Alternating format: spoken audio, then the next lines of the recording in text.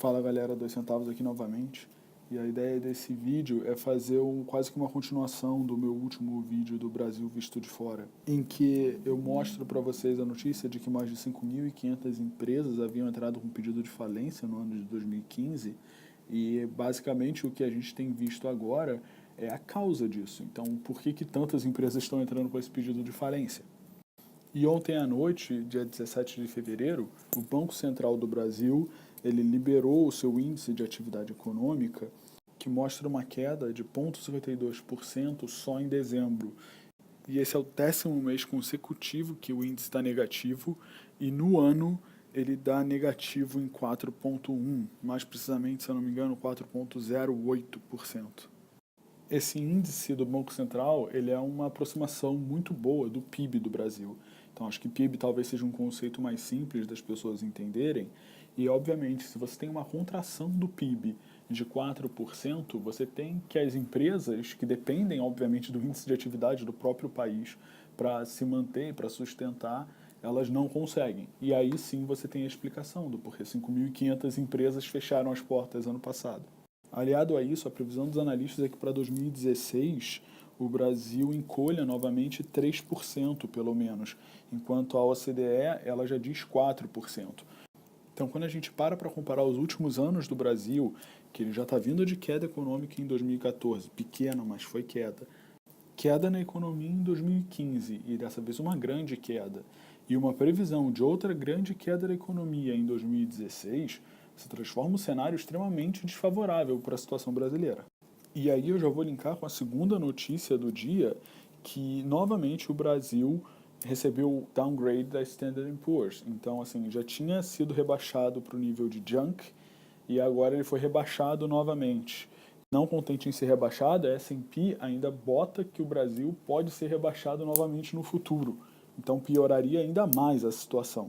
Então a gente tem de um lado o Brasil, que está sofrendo uma das piores crises econômicas das últimas décadas, isso aliado à falta de confiança que o mercado tem na política econômica brasileira, dado que ela não está mostrando nenhum resultado. E por outro lado, você tem o governo sem conseguir passar projetos que diminuam os custos para poder diminuir o déficit, e ainda o real se desvalorizando ante as outras moedas, o que coloca o país numa situação bem complicada. Não à toa, a S&P coloca o Brasil agora no mesmo nível de países como Bolívia, Paraguai e Guatemala. E infelizmente, a previsão que o mercado tem, ela muito provavelmente vai estar correta. 2016 vai ser um ano de recessão, vai ser um ano em que vai ter muito recurso saindo do país.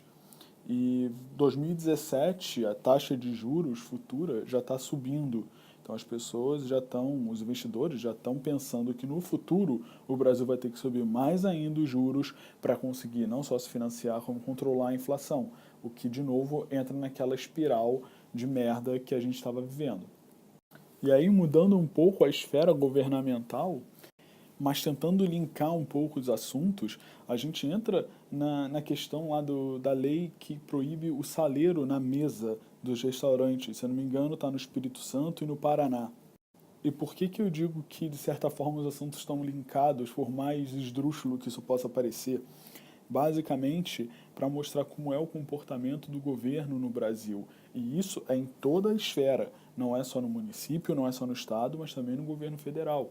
O governo ele acaba gastando muita força política para influenciar coisas do dia a dia e controlar a parte de comportamento das pessoas, e esquece de controlar o que de fato ele tem que controlar, esquece de governar de fato o que tem que governar e esquece de investir seu tempo e sua força a de fato contornar os assuntos que são importantes no âmbito federal.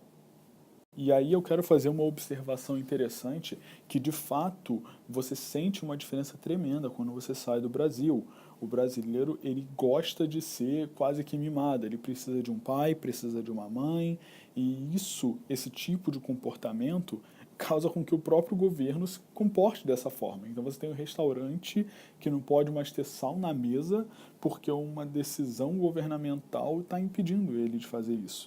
E qual é a justificativa? Diminuir a quantidade de sal que as pessoas comem. Como se isso fosse de fato diminuir a quantidade de sal que as pessoas comem.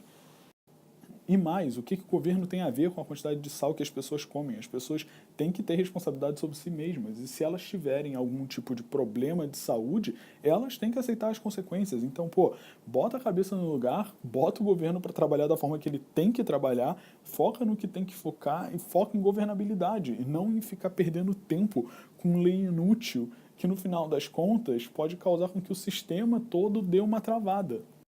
Então é isso, pessoal. Eu só queria meio que deixar aqui bem claro o meu desrespeito por essa lei para controlar a quantidade de sal e ao mesmo tempo mostrar para vocês aí o que de fato importa e onde eu acho que o governo deveria gastar esforço, que é combatendo essa crise, ganhando credibilidade do mercado e levando o recurso novamente para o Brasil. Caso contrário, é um buraco sem fundo. Falou, pessoal, um abraço, até a próxima.